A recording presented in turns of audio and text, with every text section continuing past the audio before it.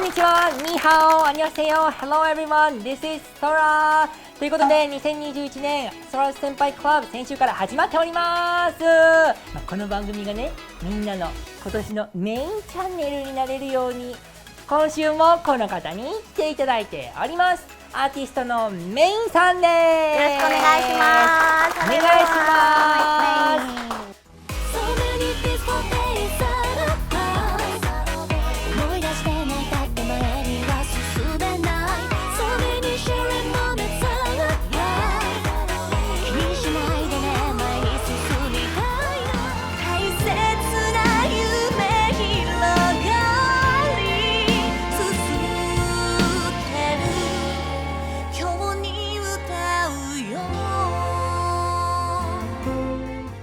ミミどう？これ俺とね2回目の収録というかさ、2回目だけど、慣れてきた？俺と楽しい楽しい。本当？嘘よかった。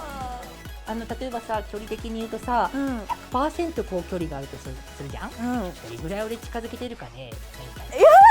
怖っ。急に近くなってきた。結構近づけてるかなって思うんだけど。近いよ。90% ぐらいいけてるかな。もういけてるいけてる。嬉しい、ありがとう。ということで、メイメイといえば。世界で活躍しているアーティストということで、ちなみにね、海外でもたくさんライブやってると思うんだけど、海外のライブって日本と違う？そうですね、結構最初は特に違いましたね。めちゃくちゃみんな大合唱してくれるっていうのが海外のライブの特徴でした。そうだからダイヤモンドクレバスとかも、わうわうわーって冗談でしょ。すごくない？それしっとりで。神様に嘘。そう、やっぱ日本人は割と静かに聴いてくれるから、特にバラードとかだと、だからそれを最初に見た時にやっぱ衝撃的でしたね。そっかそっか。ということで第2部はですね、メイメイ、そんなメイメイに世界中から質問が来ております。おー、わーい。企画は題してNotice Me 先輩ガチャ。先輩ガチャ。今メイメイのちょうど左手に見えますそちら、そのキラキラと輝いている素晴らしいとんでもなく豪華なガチャ。キラキラと輝いてるものどれですか？メイメイの写真集もあったからそっちに負けている。それは何ですか？ちなみにこれは私のフォトブックですね。そう、ちょっとファンクラブ限定なんですけれども、ファンクラブに入っていただけたら買えるフォトブックになってます。すごく素敵です。ありがとうございます。そんな、おこがましいんですけど、隣にもですねちょっとキラッと光るものがあって、そのガチャよ。これですか？それをねちょっと取ってもらって、まさかの紙製っていうねそのお手製のガチャの中に、たくさんの質問が、世界中から届いてます。ありがとうございます。質問を読み上げるからメイメイは答えてっていう話。わかった。簡単でしょ？はい。 Do you understand? Yeah. イエーイ。それではメイメイ行くぞー。 Ready。 じゃあガチャガチャ回して、回して出てきた。もう出てきた。今日は早いな、素直だなそのガチャ。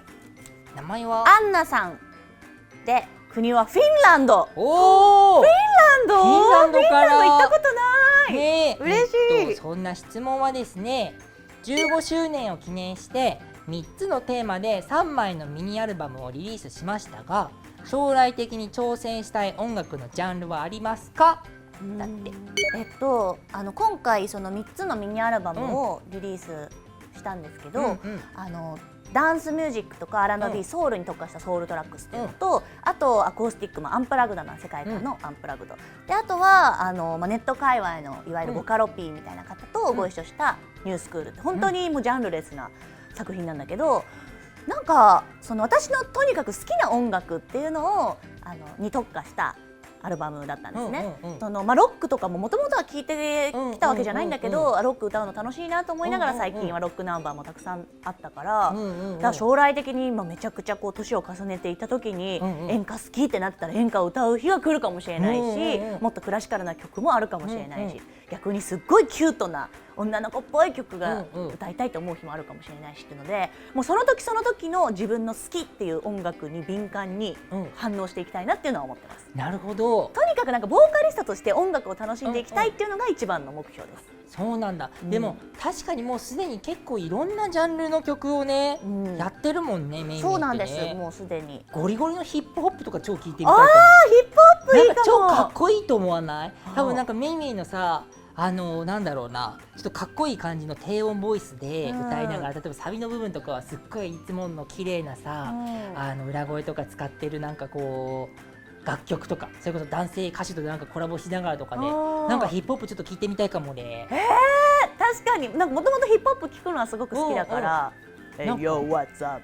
イエーヨーヨー Yeah, yo」ヨーみたいなできちゃうかも。いや絶対かっこいいと思う。そうだね、ヒップホップいいね。じゃあちょっと次の質問回しちゃおうか。はい、いっぱい来てるからさ、なるべくたくさんね聞かないとね。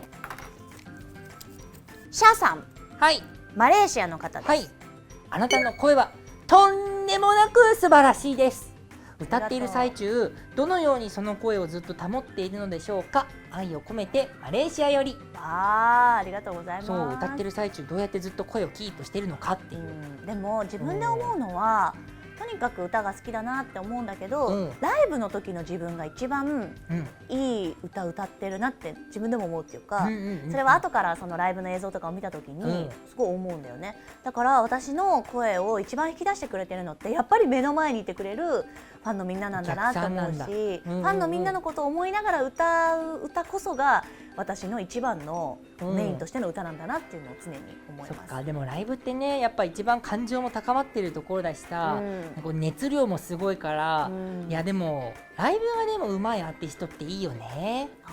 ちなみにそのライブの中で一番メイメイがこだわるのって何？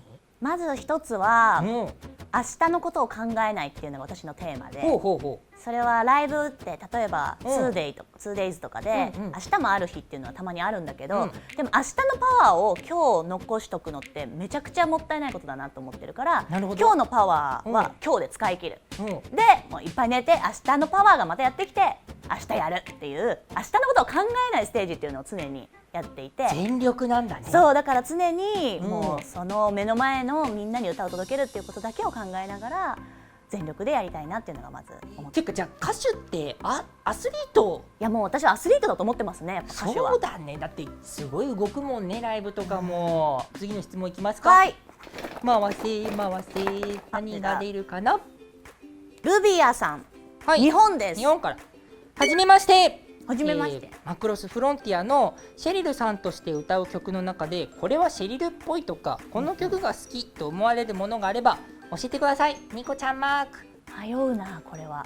たくさんあるもんたね。くさんあって本当にもう10曲以上多分あると思うんですけど、もちろんそのダイヤモンド・クレバスとかノーザン・クロスとか、もう言い出したらキリがなくて、で妖精とかも私も本当にシェリルを表す曲だなと思ってるんだけど、ちょっとマニアックなところで言うとリーベ幻の光っていう曲が実はあって、わかる？そろそろクリスマスのアルバムだ。クリスマスか、そっちか。はいはい。そう、だからストーリーには実は使われてなくて、アニメとか映画には使われてない曲なんだけど、実はシェリルの曲で一番最後にレコーディングをした曲なんですね。あ、そうなんだ。そう、それで菅野陽子さんから最後の曲何がいいってまず言われたの、私。で、何って私に権利あんのかなと思いながら、これだけ長い間シェリルと歩んできたメインちゃんだからこそ一番シェリルっぽいって思う気持ちって何だと思うって菅野陽子さんに相談されたの。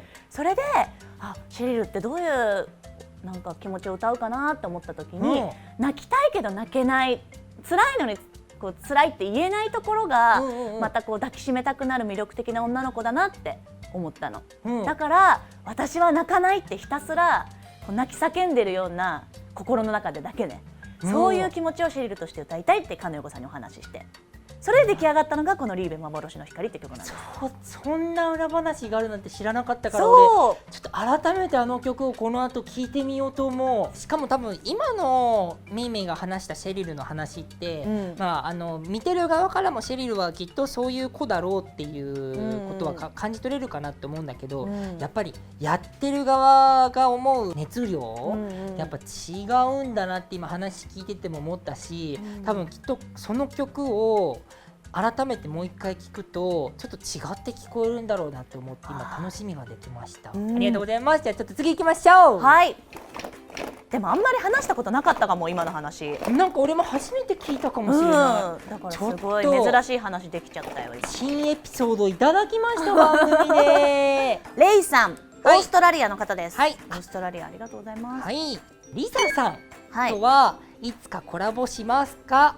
お二人とも仲良くて一緒にお仕事したこともあると思いますが、今後もとても楽しみです。だあってそう、リサさんとはどそう、私の彼氏なんです。う？ねえ、彼氏ってあげてるもんね。そうそもそもさ、お二人はうんどういう馴れ初めというか、どうしてこう知り合ったの？もともと10年前ぐらいに、テレビの収録でうんうん一緒になって、うんでやっぱ時期的に、よく一緒になることが多くて、うんうんで私あんまりこうなんていうの、結構人見知りだから、うんうんうんなんか本当いつの間にか仲良くなってたって感じ、あ、そうなんだ。ねへえ。そうこの子と仲良くなりたいって多分直感的に思ったんだろうなって思うし、だから逆に思い出せないというか。そうなんだ。でね、例えばコラボで言うとさ、メイメイが作曲して、うんリサが作詞をした曲もあるもんね。あ、そうなんです。私のエールというアルバムで、マイヒロインっていう曲があるんだけど、それを一緒に作りました。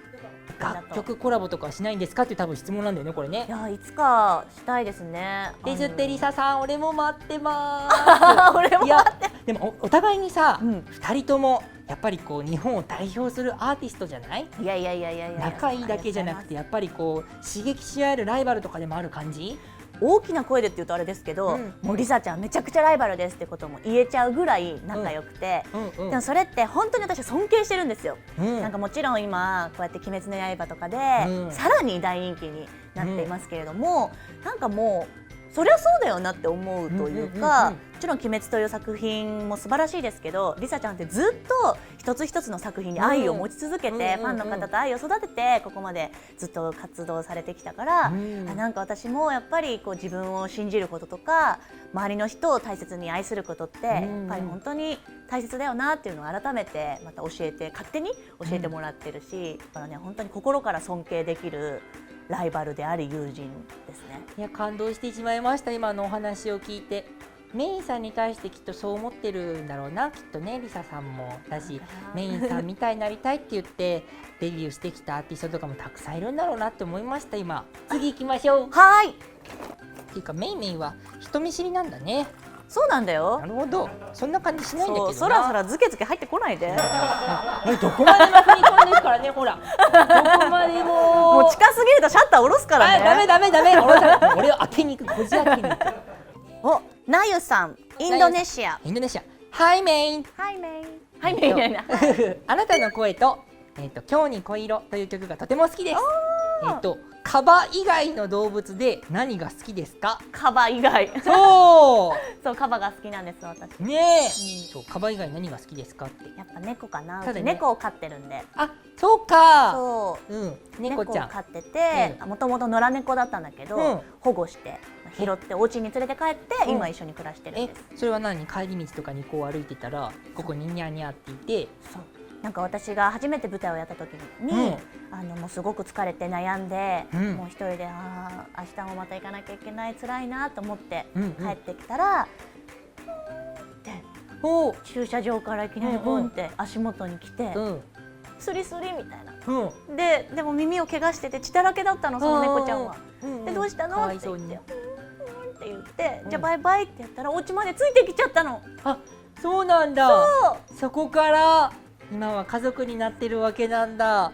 あとね、もう一個なんか質問が入ってたんだけど、たい焼き以外の食べ物は何が好きですかだって。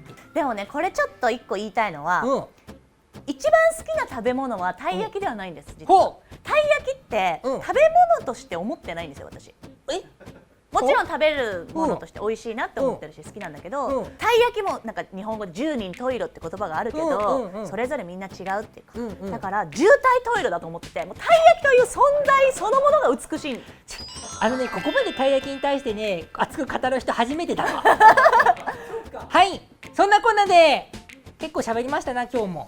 ということで第2部はこれにて終了。はい、結構ね、たくさんいろんな国から質問してくださいまして、みんな本当にありがとうございました。ということで、じゃあまた来週もっていう感じだから、どうしようかな、次さ、在チェーンネクストウィークとか言う？おか、ー、こう中国の人も似てるのよ。あ、そうなんだ。初めての中国語でお別れいくよ。せーの、シャジョーチェーン。メインさんでした。チャンネル登録してね、今すぐに。よろしくね、よろしくね、よろしくね。